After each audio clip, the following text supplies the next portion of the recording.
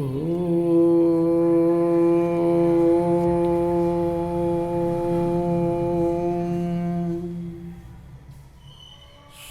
ಗುರು ಬಸವಲಿಂಗಾಯ ನಮಃ. ಈ ದಿನ ಶಿವಯೋಗಿ ಸಿದ್ದರಾಮೇಶ್ವರರ ಒಂದು ವಚನವನ್ನು ನಾವು ನೋಡೋಣ. ನಿನ್ನನ್ನೊಲಿಸುವಡೆ ನಿರಹಂಭಾವವೇ ತೃಪ್ತಿ. ನಿನ್ನನ್ನೊಲಿಸುವಡೆ ನಿರಹಂಭಾವವೇ ತೃಪ್ತಿ. ಅನ್ಯ ಭಾವಗಳನ್ನೊಲ್ಲೆಯ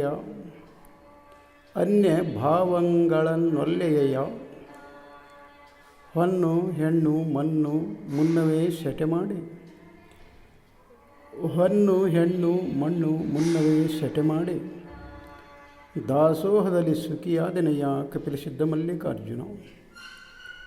ದಾಸೋಹದಲ್ಲಿ ಸುಖಿಯಾಗಿದ್ದನೆಯ ಕಪಿಲ ಸಿದ್ಧ ಮಲ್ಲಿಕಾರ್ಜುನ. ಇಲ್ಲಿ ಶಿವಯೋಗಿ ಸಿದ್ದರಾಮೇಶ್ವರರು ಏನು ಹೇಳ್ತಾರೆ ಅಂದ್ರೆ, ಆ ಸೃಷ್ಟಿಕರ್ತ ಪರಮಾತ್ಮನನ್ನು ಒಲಿಸಬೇಕಾದ್ರೆ ನಾವು ಏನು ತಿಳ್ಕೊಂಡಿದ್ದೀವಿ ಅಂದರೆ, ಏನೇನಾದರೂ ನಮ್ಮಲ್ಲಿರುವಂಥದ್ದನ್ನು ಕೊಟ್ಟು ಒಲಿಸಿದರೆ ಒಲಿತಾನ ಅಂತ ನಾವೆಲ್ಲ ತಿಳ್ಕೊಂಡಿದ್ದೀವಿ. ಯಾವುದಾದ್ರೂ ಒಂದು ದ್ರವ್ಯವನ್ನು ಕೊಟ್ಟರೆ ಆತ ಒಲಿತಾನ ಅಂತ ನಾವು ಅಂದ್ಕೊಂಡಿದ್ದೀವಿ ಈ ಪ್ರಪಂಚದ ಜನರು. ಆದರೆ ಇಲ್ಲಿ ಸಿದ್ದರಾಮೇಶ್ವರರು ಏನು ಹೇಳ್ತಾರೆ ಅಂದ್ರೆ, ನಿನ್ನನ್ನೊಲಿಸುವಡೆ ನಿರಹಂಭಾವವೇ ತೃಪ್ತಿ. ಅಂದರೆ ಇಲ್ಲಿ ಮೊದಲಿಗೆ ಬೇಕಾಗಿದ್ದು ಸೃಷ್ಟಿಕರ್ತ ಪರಮಾತ್ಮನಿಗೆ, ಆತನ ಒಲುಮೆಗೆ ಏನಾಗಬೇಕಂದ್ರೆ ಅಲ್ಲಿ ನಮ್ಮಲ್ಲಿರುವಂಥ ಅಹಮ್ಮನ್ನು ಬಿಡಬೇಕು. ನಾನು, ನಂದು, ನನ್ನಿಂದ ಅನ್ನುವಂಥ ಈ ಅಹಮ್ಮನ್ನು ಬಿಡಬೇಕು ಅಂತ ಹೇಳ್ತಾರೆ ಅವರು. ಇವುಗಳೆಲ್ಲ ಇದ್ದು ಅಂತ ಕೇಳಿದಾಗ, ಅಹಮ್ಮು ಇತ್ತು ಅಂತ ಕೇಳಿದಾಗ, ಆ ಹಮ್ಮಿನಿಂದ ದೇವರು ಒಲಿಯೋದಿಲ್ಲ. ಅದು ನಿರಹಂಭಾವದಿಂದ ಇದ್ದಾಗ ಮಾತ್ರ ಆತ ಒಲಿತಿದ್ದಾನೆ ಅಂತ ಹೇಳ್ತಾರೆ ಅವರು. ಆವಾಗ ಆತನಿಗೆ, ಆ ದೇವನಿಗೆ ಒಂದು ತೃಪ್ತಿ ಆಗ್ತತಿ ಅಂತ ಹೇಳ್ತಾರೆ. ಹಾಗೆ ಮುಂದೆ ಏನು ಹೇಳ್ತಾರೆ, ಅನ್ಯ ಭಾವಗಳನ್ನೊಲ್ಲೆಯ. ಮತ್ತು ಬೇರೆ ಬೇರೆ ಭಾವನೆಗಳಿಂದ ಅಲ್ಲಿ ಆ ದೇವನನ್ನು ಪೂಜಿಸಿದರೆ ಆಗ ಆತನಿಗೆ ಅವು ಎಲ್ಲ ಬೇಡ, ಆತವಲ್ಲ ಅವನ್ನ ಅಂತ ಹೇಳ್ತಾರೆ. ಹಾಗೆ ಮುಂದೆ ಏನು ಹೇಳ್ತಾರೆ ಅಂದರೆ, ಹೊನ್ನು ಹೆಣ್ಣು ಮಣ್ಣು ಮುನ್ನವೇ ಸೆಟೆ ಮಾಡಿ. ಅಂದರೆ ನಾನು ಒಂದು ಹೊನ್ನನ್ನು ಕೊಟ್ಟು ದೇವನನ್ನು ಒಲಿಸ್ತೀನಿ, ಅಥವಾ ಒಂದು ಮಣ್ಣನ್ನು ಕೊಟ್ಟು ದೇವನನ್ನು ಒಲಿಸ್ತೀನಿ, ನಾವೊಂದು ಹೆಣ್ಣನ್ನು ಕೊಟ್ಟು ದೇವನನ್ನು ಒಲಿಸ್ತೀನಿ ಅಂದರೆ ಆತ ದೇವ ಒಲಿಯೋದಿಲ್ಲ ಅಂತ. ಅದನ್ನು ಸೆಟೆ ಮಾಡ್ಬೇಕಂತಾರೆ, ಅಂದರೆ ದೂರೀಕರಿಸಬೇಕದನ್ನ. ಈಗ ಸಾಮಾನ್ಯವಾಗಿ ಹೊನ್ನು ಅಂದಾಗ ನಾವು ಈ ದಿನಮಾನದಲ್ಲಿ ನೋಡ್ತಾ ಇರ್ತೀವಿ.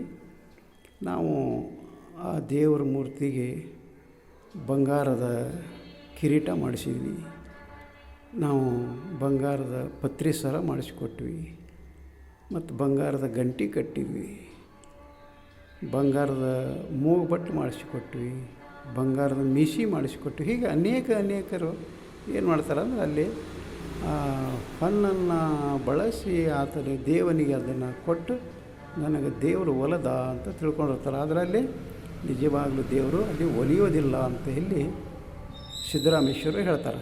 ಅದೇ ರೀತಿ ಮಣ್ಣು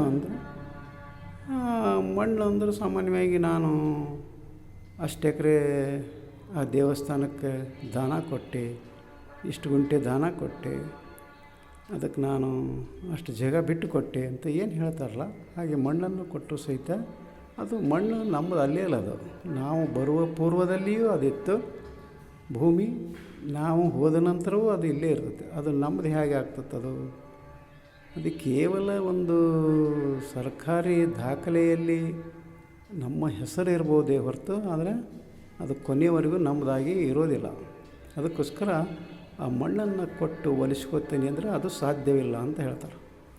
ಅದೇ ರೀತಿ ಹೆಣ್ಣನ್ನು ಕೊಟ್ಟು ಒಲಿಸ್ಕೊತೀಯ ಅಂದರೆ ಅದು ಸಾಧ್ಯ ಇಲ್ಲ ಅಂತ ಹೇಳ್ತಾರೆ. ಅಲ್ಲಿ ಆ ಹೆಣ್ಣನ್ನು ನಾನು ಆ ದೇವರಿಗೆ ಅರ್ಪಣೆ ಮಾಡಿದೆ.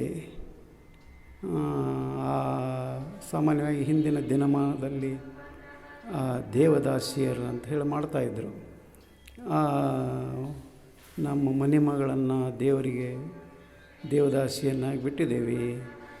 ಹಾಗೆ ಅವಳು ಆ ದೇವರ ಸೇವೆ ಮಾಡೋದ್ರಿಂದ ನಮಗೆ ಒಂದು ಭಕ್ತಿ ಬರ್ತೈತಿ, ದೇವರು ಒಲಿತಾನ ಅಂಥೇಳಿ ಹಿಂಗೆ ಅನೇಕ ಒಂದು ವಿಚಾರಗಳು ಇದ್ದವು. ಆದರೆ ಇಲ್ಲಿ ಸಿದ್ದರಾಮೇಶ್ವರರು ಏನು ಹೇಳ್ತಾರೆ ಅಂದರೆ, ಈ ಹೊನ್ನು ಹೆಣ್ಣು ಮಣ್ಣನ್ನು ಮೊದಲು ಶೆಟೆ ಮಾಡ್ಬೇಕಂದ್ರೆ ಅವನ್ನ ಧಿಕ್ಕಾರ ಮಾಡಬೇಕು, ಅವನ್ನ ತಿರಸ್ಕರಿಸಿ, ಆಮೇಲೆ ನಮ್ಮ ಅಹಮ್ಮನ್ನು ಬಿಟ್ಟು ನಾವು ದಾಸೋಹ ಭಾವದಿಂದ ಸುಖಿ ಆದೇನೋ ಕಪಿಲ ಸಿದ್ಧ ಮಲ್ಲಿಕಾರ್ಜುನ ಅಂತ ಹೇಳ್ತಾರೆ ಅವರು. ಅಂದರೆ ನಮ್ಮಲ್ಲಿರುವಂಥ ಅಹಂ ಎನ್ನುವಂಥ ಭಾವವನ್ನು ಬಿಟ್ಟಾಗ ಆ ದೇವರು ಒಲಿತಾನ ಅನ್ನೋದನ್ನು ಇಲ್ಲಿ ಯಾವ ಒಂದು ಧನ ಕನಕದಿಂದ ದ್ರವ್ಯವನ್ನು ಕೊಟ್ಟು ದೇವರನ್ನ ಒಲಿಸೋದಕ್ಕೆ ಸಾಧ್ಯವಿಲ್ಲ ಅನ್ನೋದನ್ನು ಇಲ್ಲಿ ಸಿದ್ದರಾಮೇಶ್ವರರು ಈ ವಚನದಲ್ಲಿ ನಮಗೆ ಸಂದೇಶ ಕೊಡ್ತಾ ಇದ್ದಾರೆ. ಅದಕ್ಕೋಸ್ಕರ ನಾವು ಸಹಿತ ಕೇವಲ ಒಂದು ಆಡಂಬರದಿಂದ ಪೂಜೆ ಮಾಡಿ ದೇವರನ್ನ ಒಲಿಸ್ತೀವಿ ಅಂತ ಹೇಳಿದರೆ ಅದು ಸಾಧ್ಯವಿಲ್ಲದ ಮಾತು. ಅದಕ್ಕೋಸ್ಕರ ನಮ್ಮಲ್ಲಿರುವ ಅಹಮ್ಮನ್ನು ನಾವು ಹಮ್ಮನ್ನು ಬಿಟ್ಟು ನಾವು ನಿಂತಾಗ ಅಲ್ಲಿ ದೇವರ ಒಂದು ಅನುಗ್ರಹ ನಮಗಾಗ್ತದೆ. ಹಾಗೆ ಆಗಬೇಕಾಗಿತ್ತು ಅಂತ ಕೇಳಿದಾಗ ಮತ್ತೆ ನಾವು ಅಲ್ಲಿ ಏನು ಮಾಡಬೇಕಂದ್ರೆ ವಚನಗಳನ್ನು ಓದಬೇಕು. ವಚನಗಳನ್ನು ಓದಿ ಪಚನ ಮಾಡಿಕೊಳ್ಬೇಕು. ಆವಾಗ ಮಾತ್ರ ನಮಗೆ ಅಂತಹ ಒಂದು ಜ್ಞಾನ ನಮಗೆ ಬರ್ತೈತಿ. ಅದಕ್ಕೆ ವಚನಗಳನ್ನು ಓದೋಣ, ಪಚನ ಮಾಡಿಕೊಳ್ಳೋಣ ಅಂತ ಹೇಳುತ್ತಾ ಈ ವಚನಕ್ಕೆ ವಿರಾಮ ಕೊಡ್ತಾ ಇದ್ದೇನೆ. ಶರಣು ಶರಣಾರ್ಥಿ.